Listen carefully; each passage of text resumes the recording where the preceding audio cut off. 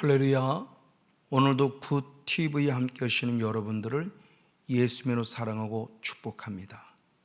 하나님께서는 오늘 우리들에게 믿음이라는 과정을 통해서 구원을 허락하셨음을 성경에 기록함에 있어서 로마서 10장 9절의 말씀은 예수님을 주로 시인하고 예수님을 죽은 자 가운데서 살아난 것을 마음에 믿으면 구원을 얻는다라고 말씀하고 있습니다.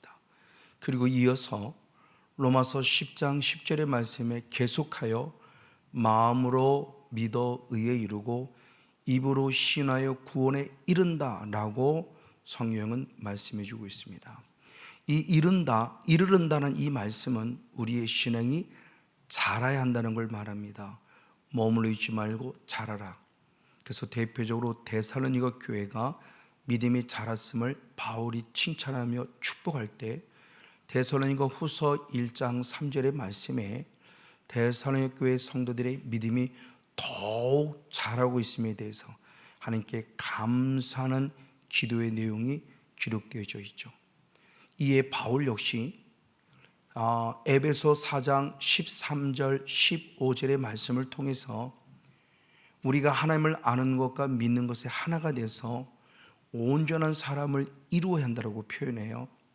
온전한 사람. 그럼 이 온전한 사람 이런 것이 뭐냐고 했을 때 역시 이어서 에베소 4장 13절 하반절로부터 15절까지 말씀해 보니 온전한 사람이 되어지는 것이 그리스도의 분량이 충만한 데까지 이르는 사람으로서 이 사람이 그리스도의 충만한 분량까지 자란 사람이다. 바로 예수 그리스도라고 표현하며 우리의 신앙이 온전한 사람으로 더 자라가야 된다는 것을 분명히 말씀하고 있습니다. 베드로 역시도 똑같이 말합니다. 베드로전서 1장 23절에 우리가 거듭난 것은 썩어지지 아니할 시 살아있고 항상 있는 하나님의 말씀으로 거듭났다, 구원을 얻었다고 표현해요. 그런 구원을 얻었다, 거듭남으로 끝남이 아니라 베드로전서 2장 2절에 계속 이어서 갓난 아이들같이 순전하고 신령한 것을 사모하라. 그 이유는 구원에 이르도록 자라야만 되기 때문이라는 이유를 분명히 말씀하며 말씀 때문에 구원 얻은 우리는 더 말씀을 사모해서 구원에 이르도록 자라야 한다는 사실 역시 성경이 기록하고 있죠. 이에 사도 요한은 요한일서 2장 14절의 말씀에 우리 신앙의 단계를 말함에 있어서 아이들의 신앙을 시작해서 청년의 신앙으로 시작해서 바로 아비의 신앙으로 마무리 지어져야 돼요. 그래서 믿음으로 구원을 얻었으면 믿음으로 구원을 얻어야 될 영성에 대해서 잘 설명해 주고 있죠. 바로 이런 과정이 성막의 모습을 통해 또 우리에게 알려주고 있어요.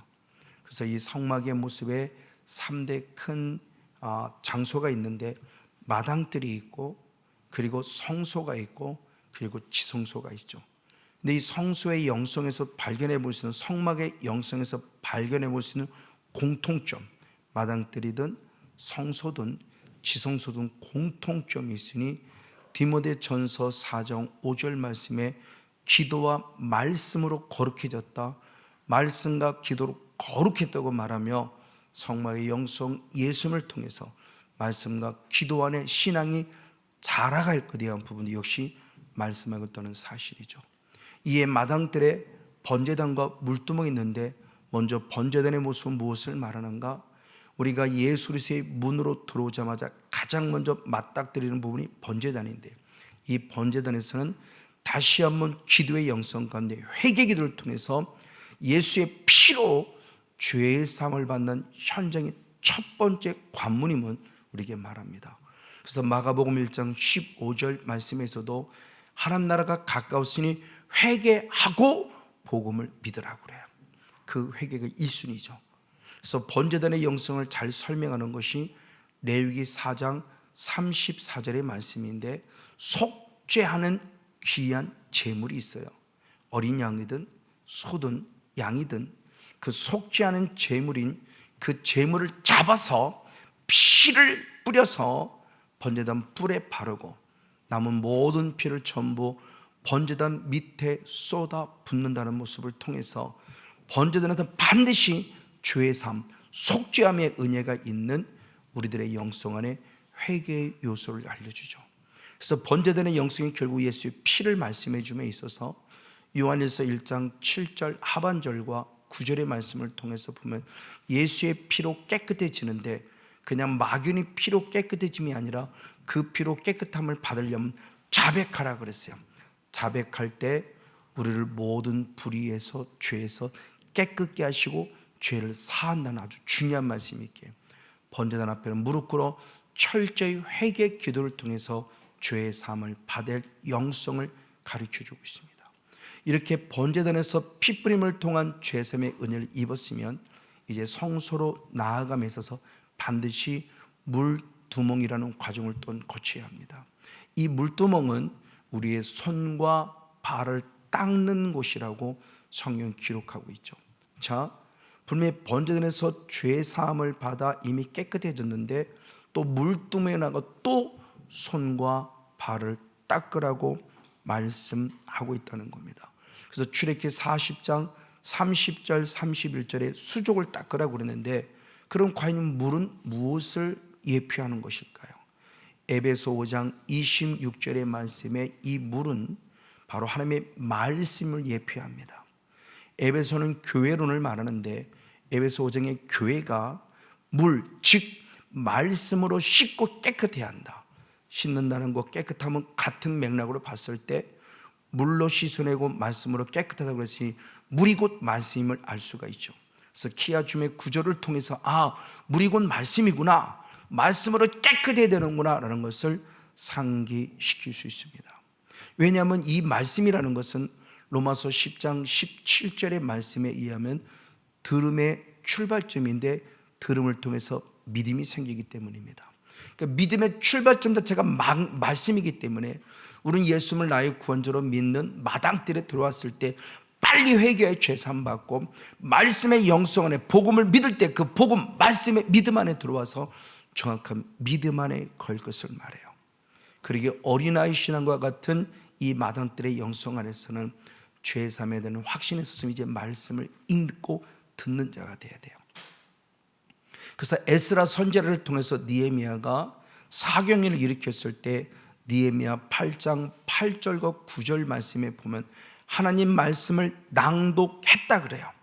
그리고 그 뜻을 해석했고 그래서 그 뜻을 다 깨닫게 함으로 말미암아 그 말씀을 들은 자 모든 백성은 다 울었다고 표현함을 통해서 어린아이 신앙은 자꾸 말씀을 듣는 신앙의 단계를 가져야 되고 말씀을 읽는 신앙의 단계를 가져야 돼요. 왜? 말씀을 듣고 말씀을 읽어야만 내가 죄인임을 깨달을 수 있기 때문에 이게 말씀의 기능이에요.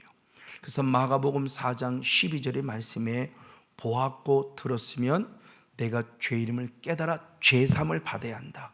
그러니까 말씀으로 깨끗해졌다고 하는 것은 물두멍의 영성으로서 말씀을 통해서 내 죄가 무엇인가 발견되었기에 다시 한번 말씀의 영성 앞에서 십자가에 무릎 꿇어 깨끗함을 받을 것을 말하는 겁니다. 그래서 예수님께서도 요한복음 15장 3절 말씀에 내가 너에게 이른 말로 너희가 깨끗해졌다고 말하며 하나님의 신 거룩한 말씀으로 우리의 죄를 깨닫고 다시 한번 죄 이름을 발견하여 씻음 받았기에 물두멍의 역할은 말씀이라서 죄 사함 받고 주님 앞에 나아가는 바로 정결하고 순결한 깨끗함, 그 손과 발을 닦아야 된다는 거죠. 그래서 예수님께서도 요한복음 13장 10절 말씀에 너희가 목욕을 한 자는 바로 손과 발만 닦으면 된다고 표현하며 목욕했다는 것은 번제단에서 우리의 죄가 사함받아서 이제 다시 한번 주님 앞에 나아가 더 깨끗함을 있는 손과 발을 닦는 물두멍의 영성, 말씀을 통해서 새로운 것을 가르쳐 주고 있죠. 그래서 신앙의 출발점은 예수의 피를 심는 번제단의 영성에서 회개를 통해서 죄사함 받고 한 단계 나아가 말씀의 영성 안에서 읽고 보고 들음으로 말미암아 죄 이름을 발견하며 또 무릎 꿇는 영성이 마당들의 영성 안에서 번제단과 물두멍의 영성임을 우리가 지난주에 살피며 은혜를 나눴죠. 이제 오늘의 말씀은 한 단계 더 들어가 이제 성소의 영성 안에 들어야만 합니다. 이 성소에는 세 가지의 성물이 있죠. 분향단이라는 성물이 있고, 등대라고는 성물이 있고, 떡상이라는 성물이 있어요. 그래서 출애굽기 31장 8절 말씀에 보면 상과 등대와 분향단이 있음을 분명히 기록해 주고 있습니다. 그리고 신약성경 히브리서 9장 1절 말씀에도 바로 등대와 상과 진설병에서 이것이 성소라 일컬음을 받는다 말하며 성소가 어떤 성물이 있음을 말려주고 있습니다. 자, 그런데 먼저 성소에는 등대가 있는데, 등대는 뭐냐? 빛을 주는 곳이에요. 그럼 왜 성도에는 등대가 있냐는 겁니다. 그 필요성이, 다시 마당뜰로 나가면 마당뜰에서는 등대가 없어요. 그냥 자연빛, 태양빛으로 인해서 우리가 신앙생활하며 회개하는 모습을 가지고 있어요. 이건 어린아이 신앙이에요. 맞아요. 그래서 우리가 스스로 잘못함을 깨닫고 십자가에 무릎 꿇는 영성으로 살아갑니다. 또 세상의 가치 속에서 주신 믿음의 의지, 자유의지를 활용해서 우리가 회개하는 거죠. 그래서 민수기 8장 21절의 말씀에 보면 스스로 죄를 깨닫고 회개했다고 그러며 속죄함의 은혜가 있다고 그래요. 스스로라는 개념입니다. 이것이 참 신앙은 참 중요해요. 자유의지를 통해서. 근데 이게 시간이 지나서 계속 어린아이 영성에 머물러 버리면 이 스스로가 나중에 자기의가 돼요. 그래서 로마서 10장 3절의 말씀에 하나님의 의를 모르고 자기 의를 세우려고 하나님의 의를 힘써 복종치 아니했다는 충격적인 얘기가 나와요.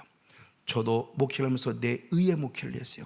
기도 좀 한다고 깝죽대는 의의 목회, 성경 좀 알고 있는다는 깝죽대는 목회, 내 의의 목회, 전도 좀 한다고 하는 교회 좀 조금 부흥시켜 나간다는 내 의의 목회를 했다가 한순간에 무너졌어요. 이렇게 의의 목회라는 것이 사람을 따라가는 모습이죠. 그래서 베드로 역시도 마태복음 16장 23절의 말씀, 예수 책망받으며 사탄아 내 뒤로 물러가라, 너는 나를 넘어지게 하는 자로다. 내가 하나님의 일을 생각지 않고 도리어 사람의 일을 생각한다고 책망받았어요. 사단은 지금도 우리에게 어린아이 영성을, 내 의를 찾게 하고 사람을 따라가게 해요. 그리고 이제 성소는 이제는 세상의 빛, 사람의 빛, 모든 것 완전히 차단시키고 오직 성령 한 분만, 오직 예수님 한 분만으로 살아가는 영성을 알려주는 게 바로 이와 같이 성소의 영성으로서 등대의 모습을 통해서 알려줍니다. 그래서 세상의 빛이 차단다는 증거로 출애굽기 26장 1절 말씀에 4개의 천막으로 겹겹이 쌉니다. 세상의 빛이 들어오지 못하도록. 그래서 처음에는 세마포로서 가늘게 꼰 배실과 청색, 자색, 홍색 실로 그룹을 정교히 만든 천으로 쌓았어요. 그리고 그 위에 출애굽기 26장 7절 말씀을 통해서는 염소털로 그 위에 덮었다고 그래요. 그리고 또 출애굽기 26장 14절의 말씀에 보면 2가지의 천이 나오니 첫 번째는 붉은 물들인 수양의 가죽으로 덮었고 마지막 4번째로는 해, 달의 가죽으로 덮었다고 말하며 4겹의 청막으로 철저히 차단해서 세상의 빛이 들어올 수 없는 곳이에요.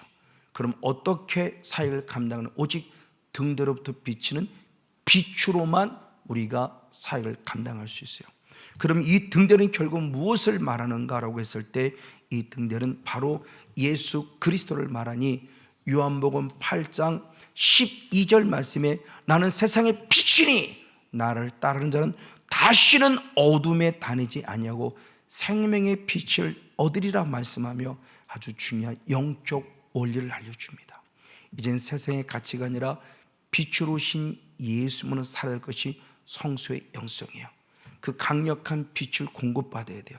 근데 그 성소의 등대에 그 불이 꺼리지 않기 위해서 우리는 계속적으로 기름을 채워야 돼요. 그래서 성령의 역사가 예수님의 강력한 빛을 통치하도록.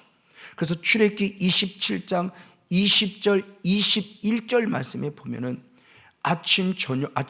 저녁부터 시작 아침까지 그 불이 꺼리지 아니하도록 계속적으로 기름을 채우는 간검, 즉 보호하고 지키라고 말씀하며, 오늘 우리들의 사명의 모습이, 특별히 목사님의 사명의 모습이 교회를 세워감에 있어서 철저히 성령의 기름으로 채워서 성도들이 성소에 들어왔을 때 성령의 은혜와 능력으로 그들이 신앙생활을 할 수 있는 책임감이 우리에게 있다는 거죠. 그래서 목회자는 반드시 빛으로 오신 예수님, 지금도 빛을 받아서 성령님의 임재가 느낄 수 있도록 반드시 목회 안에서 등대의 등불을 밝혀가는 그런 복 있는 존재가 되어야 할 것을 말씀하고 있습니다.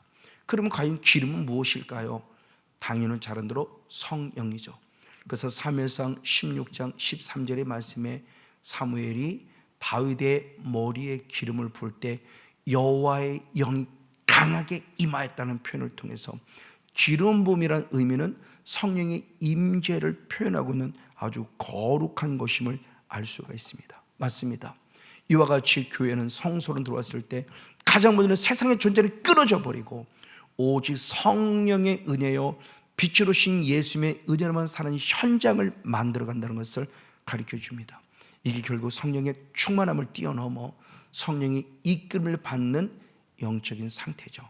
그래서 예수님 스스로 이 땅에 그리스도로 오셨기 때문에 누가복음 4장 1절에 성령 충만하셨고 더 나아가 성령의 이끌림을 받아 아멘 광야로 가서 마귀에게 시험을 받던 아주 충격적인 얘기를 합니다. 하나님의 아들 예수님마저도 성령을 받으시죠. 왜? 그리스도임을 증명하기 위해서 기름 부음 받은 자, 더 나아가 성령이 이끌림을 받았어요. 내가 가고 싶은 곳을 가는 것이 하나님의 가게 하시는 역사의 현장으로 달려가는 예수님. 왜? 성령의 이끌림을 받았기 때문에. 그래서 우리들 모습도 번제단을 통과하고 물두멍을 통과해서 성소로 들어왔습니다. 이제는 세상의 가치는 완전히 끊어내고 이제 철저하게 성령의 인도를 따라 성령의 이끄심, 예수 그리스도의 앞서가심을 따라가는 자, 바로 이 신앙으로 살아갈 것을 말하며 이제 성소 안에서 성령의 충만함이 기름 부어지고 성령의 이끌림을 받았으면 가장 먼저 어디를 통과해야 되느냐? 분향단을 통과해야 됩니다. 성소 가장 가운데절에 분향단이 있어요. 이 분향단은 무엇이냐? 기도의 처소임을 말씀해 주는 거예요. 근데 기도할 때 가장 먼저 무슨 기도냐? 핏부림의 기도예요. 다시 말하면 회개 기도가 또 필요함을 얘기해요. 그래서 레위기 4장 7절 말씀에 그리고 18절 말씀에 보면은 바로 분향단에 피를 뿌리고 바르고 덮을 것을 말해요. 자, 번제는 이미 회개했는데 다시 분향단의 영성에 들어왔더니 성령의 조명을 받아 또 회개하라고 말합니다. 이만큼 회개가 중요한 것이에요. 신앙생활에 너무너무 중요한 것을 얘기해 주고 있습니다. 마지막 끝까지는 예수의 피로만 살아야 돼요.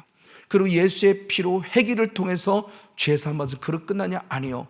분향단에서는 계속으로 뭐냐? 기도의 영성을 계속 유지해 가야 돼요. 그래서 시편 기자가 시편 141편 2절의 말씀에 보면 우리의 기도가 무슨 기도라고 그러냐? 우리의 기도의 모습이 분향함과 같다라고 표현함을 통해서 분향단이라는 것은 결국 우리의 기도가 샘솟는 곳이구나 것을 알 수 있죠. 계속 기도가 되어져야 돼요. 그래서 계시록 5장 8절의 말씀에도 24장로들이 바로 향이 가득한 금대접을 가졌는데 이 향이 가득한 금대접이 뭐냐? 성도들의 기도라고 말해요. 그러니까 우리의 기도가 상달됨에 있어서 우린 끊임없이 분향단에서 기도의 분량을 채워가야 되고 그것이 천사를 두서 올라가고 결국 24장로 앞에 우리가 이르는 것을 말해요. 이런 대표적인 예가 사도행전 10장 2절과 4절의 말씀에 보면 이방인이었던 고넬료가 늘 구제와 기도에 힘썼는데 놀라운 얘기가 천사를 통해서 들려오는 얘기가 너의 구제와 너의 기도가 하나님께 상달됐다. 아멘. 그리고 그러므로 하나님은 네 기도를 기억하신다는 아주 충격적인 축복을 선포해줘요. 그럼 이것이 과연 무엇인가? 지금 이 순간도 천군 천사가 파송돼서 우리의 기도를 받습니다. 그래서 금대접에 받아서 하나님의 보좌 우편으로 올라가서 주님 앞에 보고를 올려드리는 것이죠. 그래서 요한계시록 8장 3절과 4절의 말씀에 보면은 모든 성도들의 기도들과 합하여서 이제 하나님이 원하시는 금탄 분향단에 올려드리는데 향연의 성도들의 기도와 함께 천사들에 의해서 하나님 앞으로 올라가다라는 것을 얘기해요. 아주 중요한 얘기입니다. 맞습니다. 천사들이 우리의 기도를 듣고 그 기도를 금대접에 받아서 하나님의 품 안에 올려드릴 때 주님이 그 기도를 듣고 상달했다라고 표현한다는 거죠. 그런 대표녀가 바로 야곱입니다. 야곱이 베델의 현장에서 외로이 잠을 자다가 꿈속에서 주님을 인격적으로 만남에 천군 천사들이 오르락 내리락 한다는 것을 발견하죠. 이것은 영의 실제 세계 속에서 바로 요셉, 야곱과 더불어 그의 어머니가 간구하는 기도가 상달돼서 천사를 통해 올라갔고, 상달된 기도가 응답을 받아 천사가 내려왔다는 단어를 통해서 표현할 수 있을 것입니다. 맞습니다. 그러므로 우리는 기도가 되는데 내 힘으로가 아니죠. 아까 등대로부터 비춰주는 예수님의 빛, 성령의 힘으로요. 그래서 유다서 1장 20절에 예수님의 동생인 유다가 말하기를 성령으로 기도해야 된다고 표현해주고 있고, 바울도 똑같은 고백을 합니다. 에베소 6장 18절 말씀에 우리가 무시로 성령에서 기도해야 된다는 거예요. 그래서 늘 성령의 통치를 받은 사람은 우리는 바울은 사물과 같은 귀한 고백을 드려야 되니, 그 귀한 고백의 핵심의 모습이 사무엘상 12장 23절의 말씀에 기도 쉬는 죄를 범하지 않겠다는 거룩한 고백이 진행이 돼야 되고, 데살로니가 전서 5장 17절 말씀대로 쉬지 말고 기도하라는 이런 기도의 영성으로 살아갈 것을 말씀하고 있어요. 그리고 더 나아가 이제 한편 모습에서 이제 우리들의 모습은 이제 떡상의 신앙으로 가져야 됩니다. 떡상은 등대 맞은편에 있어요. 떡상은 결국 무엇인가? 출애굽기 40장 23절 말씀에 상위에 떡을 진설했다 그래서 진설병이라고도 표현합니다. 공간 안에 분향단이 있고 바로 등대 맞은편에 떡상인데, 이 떡은 어떻게 되느냐? 매 일주일마다 갈아야 돼요. 그래서 레위기 24장 8절 말씀에 항상 매 안식일에 이 떡을 여 앞에 진설했다라고 표현해요. 그럼 중요하죠. 도대체 떡이 뭘까라는 겁니다. 12개 떡이 2개 줄을 통해서 6개씩 올라갑니다. 즉 모든 12지파가 한 사람도 빠짐없이 다 이 떡을 먹어야 할 것을 말하는 거예요.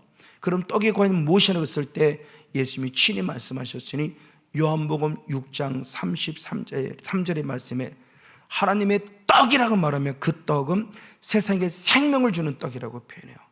하나님이 만나는 걸 주셨을 때 만나가 단순히 육신의 이 땅의 식물이 아닙니다. 하늘에서 내려오는 생명의 떡이에요. 이 떡을 먹었다는 거예요. 그럼 이 떡을 먹었다는 것은 육신의 떡을 먹은 것을 말하는 것이 아닌 거죠. 그래서 이 육신의 떡이 아니라 하나님 주신 거룩한 떡을 먹었으니 그 떡이 뭐냐고 할 때 요한복음 6장 35절과 51절 말씀해 보니 내가 그 생명의 떡이니 라고 말하며, 이 떡을 먹는 자는 영원히 줄이지 아니할 것이고 하늘에서는 산 떡이니 이 떡을 먹는 자가 영생하리라 그래요. 영생하리라. 그럼 영생한다는 이 떡이 과연 무엇이냐는 겁니다. 그래서 주님은 만나를 통해서 설명했을 때 신명기 8장 3절 말씀에 사람이 떡으로만 살 것이 아니요 여호와 입에서 나오는 모든 말씀으로 살 것을 알아야 한다고 말하며, 만나는 떡을 먹었을 때 결국 생명의 말씀으로 살아간다는 것을 영적 의미를 통해서 가르쳐 주셨죠. 이 얘기를 예수님이 똑같이 마태복음 4장 4절에 마귀와 싸우면서 똑같은 말씀을 하십니다. 사람의 떡으로만 살 것이 아니라 여호와 입에서는 모든 말씀으로 살아라. 맞아요. 그럼 이 떡상에 떡을 주는 의미는 에스겔 3장 1절 말씀에 내가 너 주는 떡을 먹어라 그래요. 떡을 먹으라 그럽니다. 떡을 먹는다는 표현이 결국 무엇이었을까요?